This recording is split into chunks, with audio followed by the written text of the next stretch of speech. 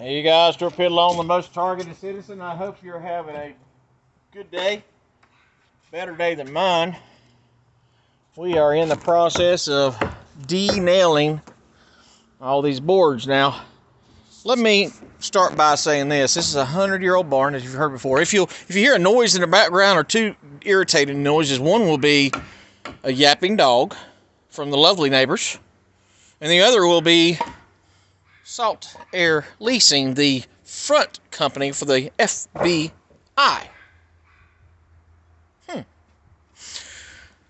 Long day. Hard to get going today. Hurting bad. I'm going to tell you this much. These new frequencies, and I know it's because of the G-Wiz that's activated now. These frequencies are so much more precise and so much more deafening. Just a constant beep and no motivation, can't move, can't get up, just literally feels like I've got a ball and chain with 1,000 pounds wrapped around my neck. It feels like a millstone around the neck, as the Bible says it. Other targeted individuals that are reaching out are telling me the same thing, that they can't move, they're just stuck totally in a blah mood. It's like somebody just, it's like when you cut your computer off to reset it because it got hacked and it takes forever to reload. Well, it's like my body's trying to reload and can't. So it's just to the point where you just got to force yourself to come outside and get busy. And I'm not escaping as long as, these 5G towers are 75 meters apart, and they're not towers any longer. They're hidden in light poles. They're hidden everywhere. They're hidden in light posts. They're hidden on cable boxes. They're hidden everywhere in stoplights.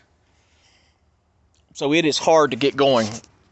Let me show you the fun that we're having. This is the nails. All those are nails.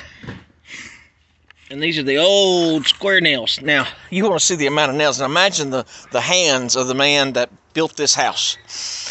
They put shiplap up. So on every board of shiplap is about 6 inches wide.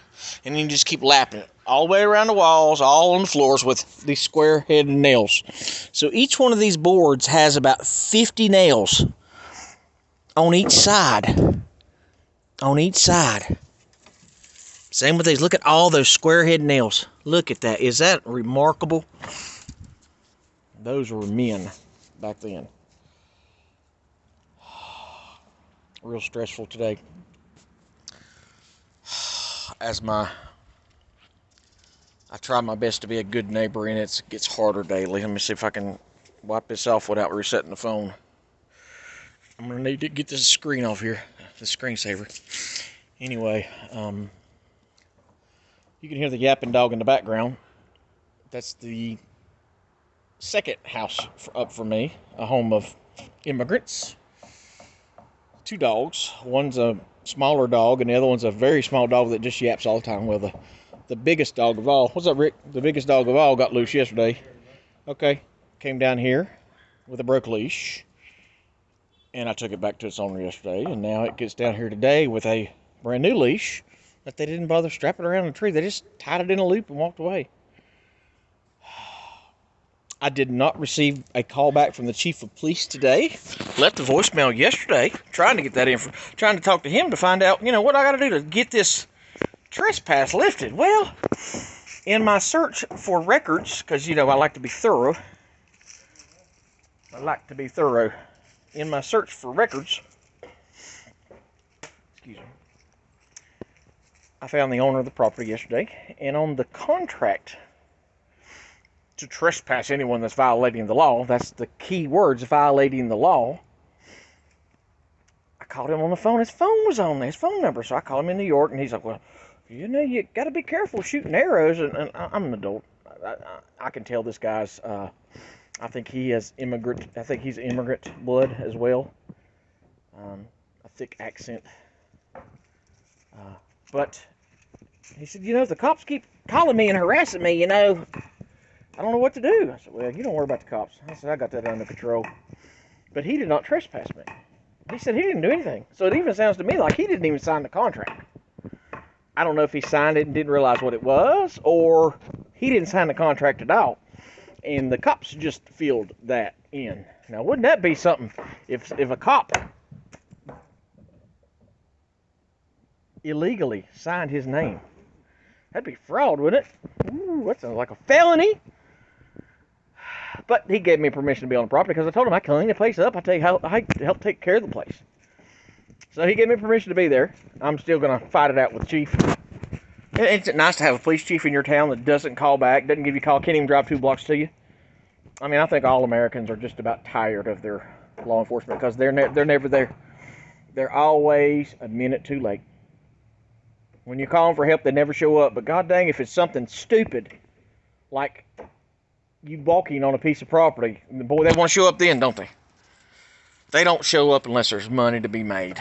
I'm getting ready to dig into the records of the city because the city manager, who's been there 31 years, I like him. He's a nice, personable guy. He's always had a good communication skills.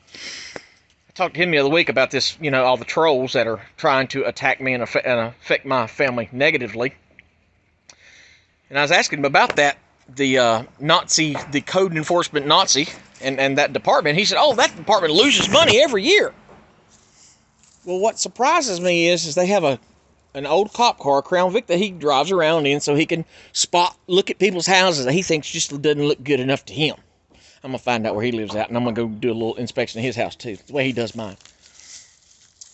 But they say that's a losing part of the city. That program loses money. So we're paying a guy to get in a wore-out Crown Vic and drive around the city and find code violations, and most of the people just can't afford to pay it. We can't afford to pay it. And then they threaten to kick you out. So what do you got to do? You got to kiss ass and do what you got to do. Because you're not free in America. If you're on a piece of property in America, I don't care if you own 1,000 acres. It ain't yours. As long as you're paying the federal government taxes on it every year, it don't belong to you. It doesn't belong to you. Well, they went and bought a $45,000 to $50,000 truck that sits there 3 days a week so he can get in and out of it and go around and be a code Nazi. So the department of the city that loses money every year, we're going to go and throw more money at it. Does that make any sense to anybody else? And he doesn't do anything else in that job but ride around town. So why are we getting him a gas hog 4-wheel drive truck? King cab. An extended cab Chevrolet. And I'm almost positive it's 4-wheel drive. Why are we getting him a $50,000 truck? Why aren't we getting him something like a little Ford Festiva? Why don't we get him something that's good on gas? If he's going to ride around in circles and be a Nazi to everybody, why are we getting him a big expensive truck? That makes no sense to me. Besides the fact that if they don't spend that budget, they won't get near as much next year, so we got to blow it. Piss it all away. Well, that's what they did.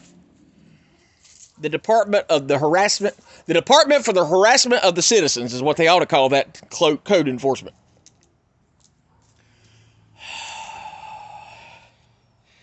But anyway, as I said, I've got the call from the man who owns that property. He gives me permission to be on the property. He was thankful that I helped take care of it, thankful that I'm a good neighbor. And most of my neighbors around here are thankful for that.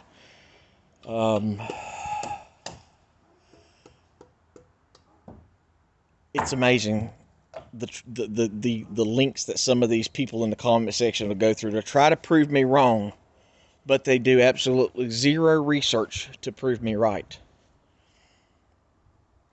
Am I stealing from someone? Am I hurting someone? Yeah, you're stealing from them little old ladies.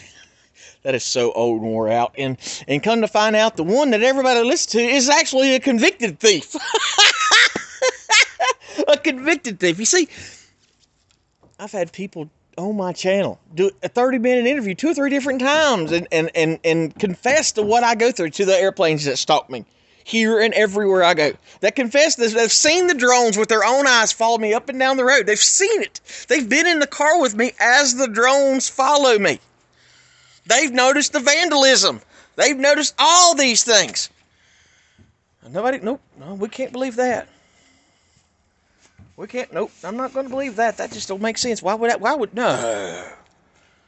government spend that kind of money doing that? Well, they spend $386,000 to find out if quail like to have sex with their own cocaine. But doing experimentation on the citizens to see what kind of technology they can use to control, quail, torture, or kill the American citizens.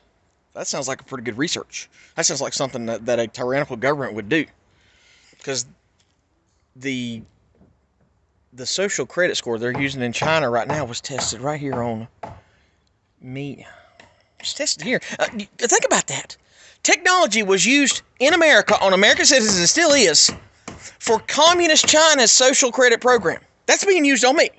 What do they do? They take away your finances. They take away your ability to earn income. They take away your home. They take away your respect in the community by gaslighting. They tear up everything you have so you can't be a functioning member of society. They gaslight you to everyone so nobody will believe you. So whereas you had a perfectly good social credit score to start with, boom, they hit you until you're destroyed. Millions are afflicted, but they don't even know it yet. I'd say the majority of targeted individuals went to a doctor and they prescribed them drugs, and now they're zombies. They're still hearing voices. They still can't figure out why their bodies are on fire. They still can't figure out why it seems like it just is bad luck. But how can mental illness cause bad luck? Mental illness and bad luck? No. A problem in your mind cannot affect your tires going flat 10 days out of a month. A problem in your head cannot affect you blowing up engines and your car running out of water and the gas being sucked out of your vehicle or a headlight being out all the time or your house being broken into. That isn't mental. It's not. One of my dear friends sent me a link this morning, and I'll try to play it for you. Recruitment for a gang stalker. Community surveillance. Recruiting on Craigslist for community surveillance. You look everywhere, all over America. Go to Craigslist and look up community surveillance or organized gang stalking. It'll pop up and it'll say we'll pay like $15 to $30 an hour for you to go out and surveil members of the community. Nope, you're making that up.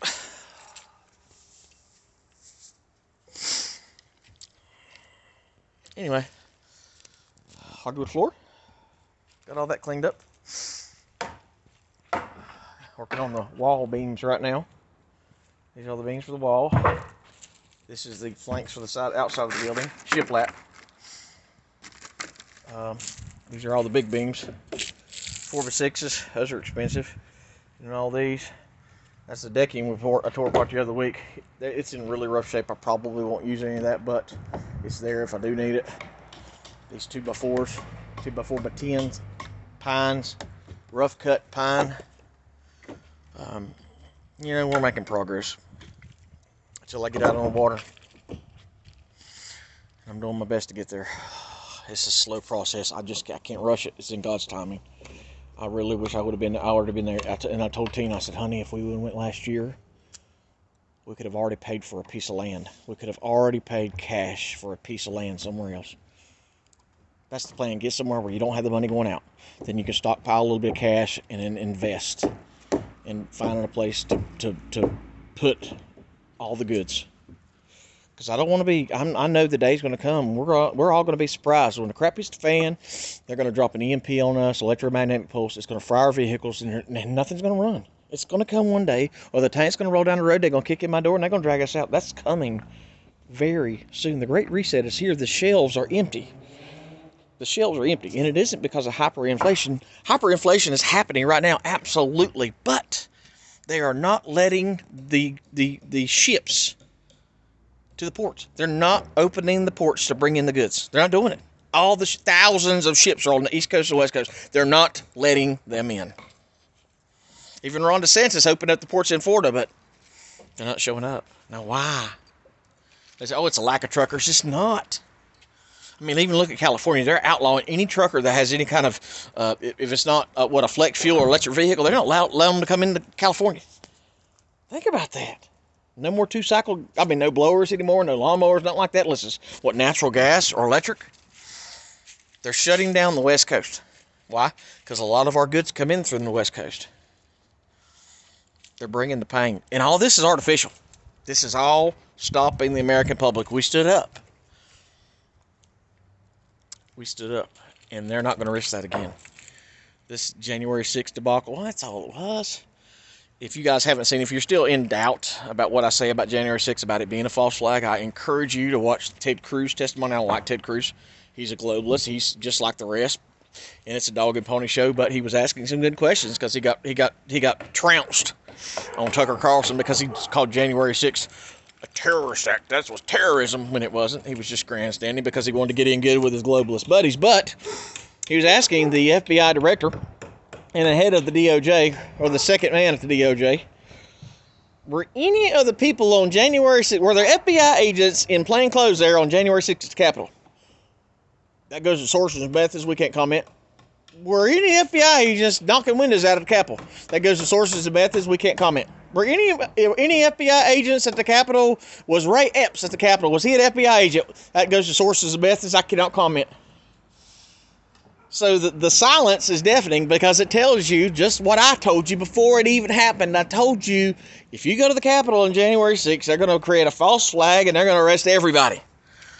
And they're going to call it terrorism. And I'm surprised they didn't burn the place down. I'm honest. I'm serious. I honestly thought they were going to light the Capitol on fire so they can squander more money and so they can make it even worse than what it was, because it was a mostly peaceful protest. The sad part about it is that I've realized, especially this past year, of God awakening me and letting me see that they're all evil. They're all evil in both parties. Both parties are absolutely corrupt.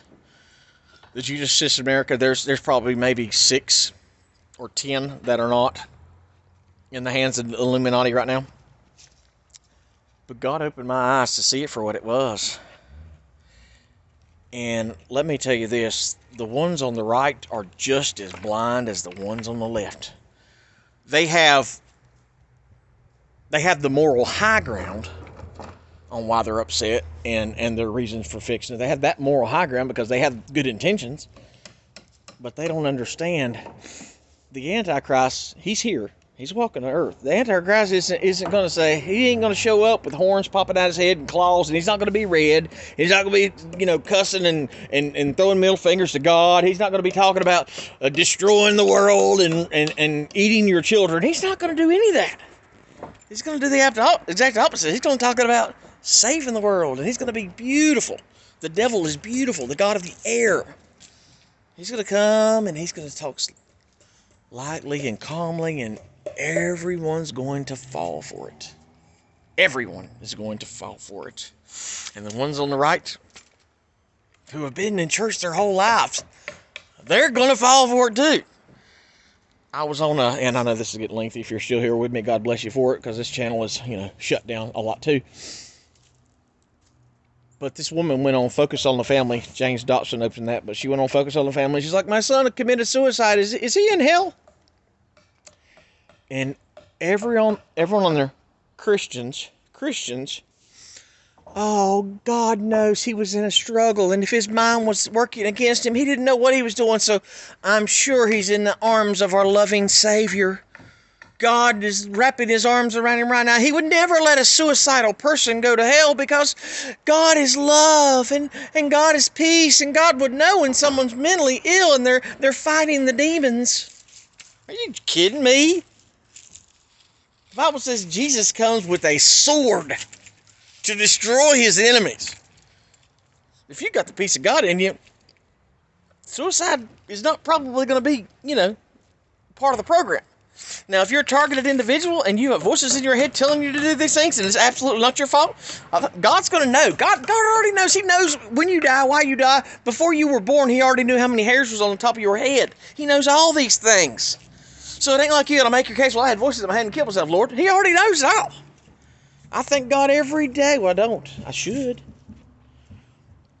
That I was saved. They brought me back to life.